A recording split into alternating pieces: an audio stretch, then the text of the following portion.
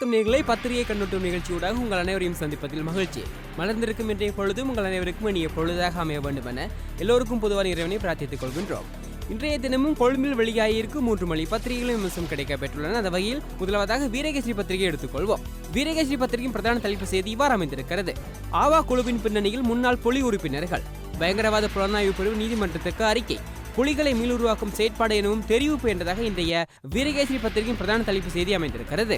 யாழ்ப்பாணம் உள்ளிட்ட முழு வடக்கையும் அச்சுறுத்தும் ஆவா குரூப் எனும் குழுவின் பின்னணியில் முன்னாள் விடுதலை புலி உறுப்பினர்களே இருப்பதாக பயங்கரவாத தடுப்பு பிரிவினர் நேற்றைய தினம் நீதிமன்றில் தெரிவித்திருந்தனர். அது குறித்த தகவல்களை தாங்கி வந்திருக்கிறது அந்த செய்தி. வீரகேசரியில் இடம்பிடித்திருக்கும் மற்றும் ஒரு செய்தி, இராணுவத்தினரின் போராட்டத்தில் பின்னணியில் அரசியல் சக்திகளின் தலையீடு உள்ளது. நான் இலங்கையில் இருந்திருந்தால் உள்ளே அனுமதித்திருப்பேன் என்கிறார் ஜனாதிபதி என்பதாக அந்த செய்தி அமைந்திருக்கிறது. ராணுவ வீரர்களினால் முன்னெடுக்கப்பட்ட போராட்டத்தின் பின்னணியில் முழு அரசியல் சக்தி இருப்பதாக ஜனாதிபதி மைத்திரிபால சிறிசேன தெரிவித்திருக்கின்றார். அது குறித்த தகவல்களை விரிவாக தந்திருக்கிறது அந்த செய்தி.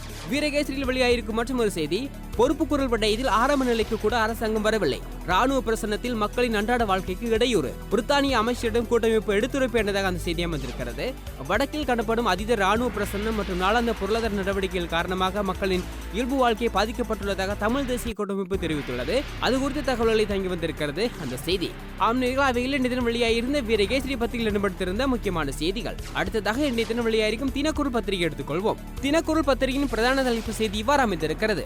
அரசுக்கு எதிராக சதி, ஜனாதிபதி செயலகம் சந்தேகம் என்றதாக இன்றைய தினக்குரல் பத்திரிகையின் பிரதான தலைப்பு செய்தி அமைந்திருக்கிறது. அங்கவீனமுற்ற ராணுவ வீரர்களின் பிரச்சனைக்கு தீர்வு வழங்கப்பட நடவடிக்கை எடுக்கப்பட்டிருந்த போதிலும் போராட்டம் முன்னெடுக்கப்பட்டது சதி நடவடிக்கை என ஜனாதிபதி செயலகம் தெரிவித்துள்ளது. தினக்குரல் பத்திரிகையில் மற்றும் ஒரு கட்டமிடப்பட்ட செய்தி வெளியாகி இருக்கிறது.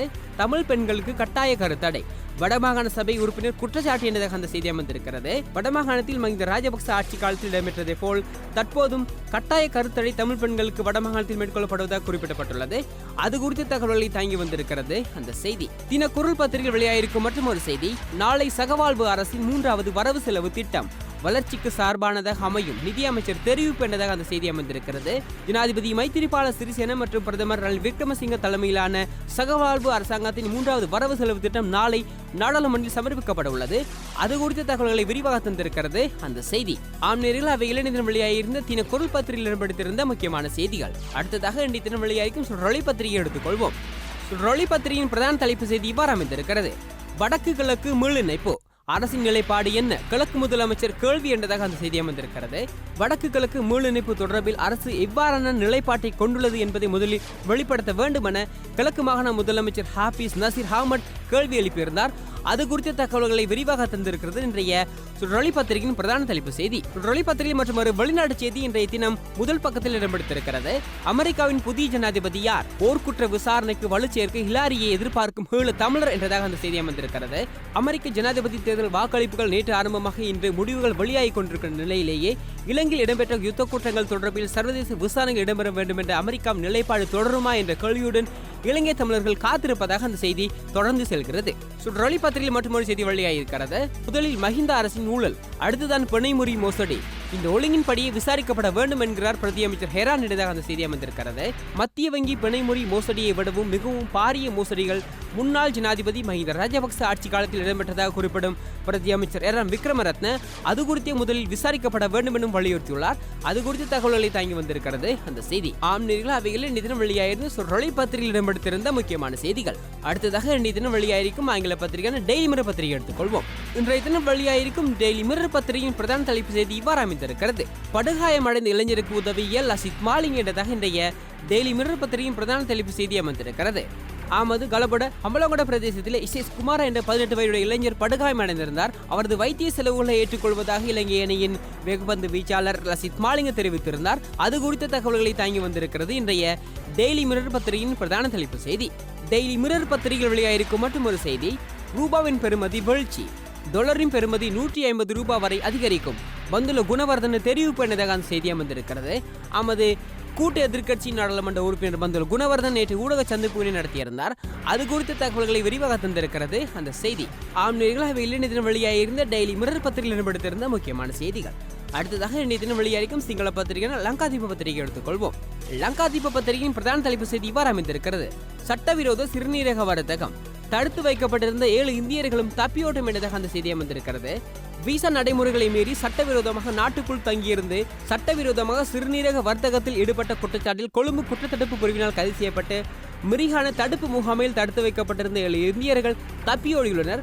அது குறித்த தகவல்களை தாங்கி வந்திருக்கிறது இன்றைய லங்காதீப பத்திரிகையின் பிரதான தலைப்பு செய்தி. லங்காதீப பத்திரிகையில் வெளியாகும் மற்றொரு செய்தி, நான் நாட்டில் இருந்திருந்தால் படையினரை தாக்க விட்டிருக்க மாட்டேன், ஜனாதிபதி தெரிவு பண்ணதாக அந்த செய்தியை வந்திருக்கிறது. அதுவும் நேற்று முன்தினம் அவயவங்களை இழந்த படையினர் மீதான தாக்குதல் தொடர்பில் ஜனாதிபதி வெளியிட்டுள்ள அறிக்கை தொடர்பில் என கருத்துக்களை தாங்கி வந்திருக்கிறது அந்த செய்தி. அவையிலே நிதினம் வெளியாயிருந்த லங்காதீப பத்திரிகையில் இடம்பெற்றிருந்த முக்கியமான செய்திகள். நல்லது நேயர்களே, இதுவரை கொழும்பில் இன்றைய தினம் வெளியாயிருந்த 3 வழி பத்திரிகையின் செய்திகள் வழங்கியிருந்தும் தொடர்ந்து யாழ்ப்பாணத்தில் இன்றைய தினம் வெளியாயிருக்கும் பத்திரிகைகளின் செய்திகளோடு இணைந்து கொள்கின்றார் குணசீலன். வணக்கம் குணசீலன்.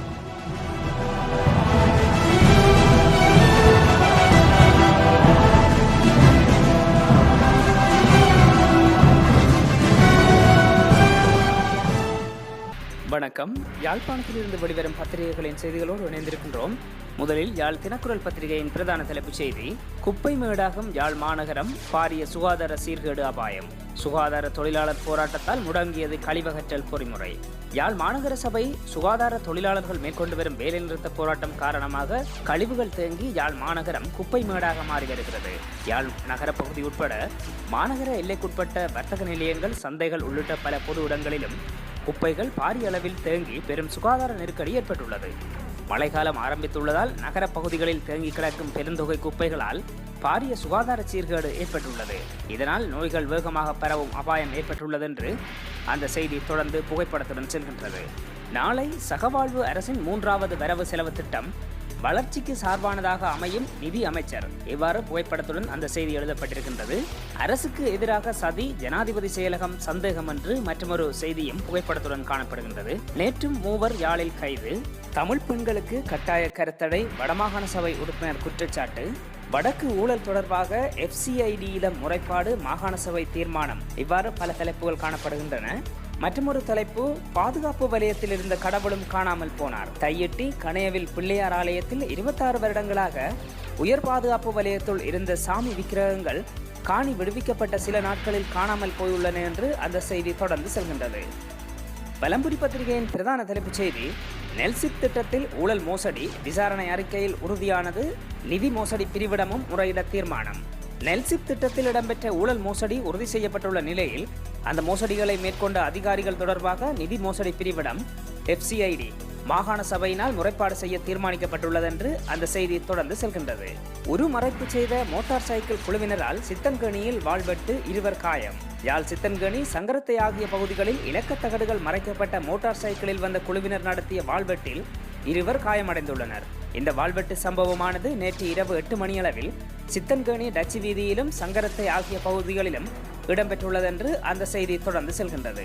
மாவீரர் வாரம் நவம்பர் 21 தொடக்கம் 27 வரை என்று மற்றொரு செய்தியும் எழுதப்பட்டிருக்கின்றது. அதிலே விடுதலை வீரர்களை உணர்வுபூர்வமாக அனுஷ்டிப்போம் என்று சிறு தலைப்பும் காணப்படுகின்றது. மாகாண மட்ட பரீட்சை வினாத்தால் முன்கூட்டியே வெளியாகி சர்ச்சை என்று இன்னும் செய்தியும் எழுதப்பட்டிருக்கின்றது. கிளிநொச்சி சந்தை வியாபாரிகளுக்கு புதிய கடைகள் கையளிப்பு. கிளிநொச்சி மாவட்டத்தில் பெண் தலைமைத்துவத்துடன் 5815 குடும்பங்கள், அதில் 4290 பெண்கள் விதவைகள். கிளிநொச்சி பொதுச்சந்தை தீ விபத்து மீள் நிர்மாணம் இழப்பீட்டிற்காக 321 மில்லியன் ரூபாய் நிதி ஒதுக்கீடு என பல தலைப்புகள் காணப்படுகின்றன. பலம்புரி பத்திரிகையில்.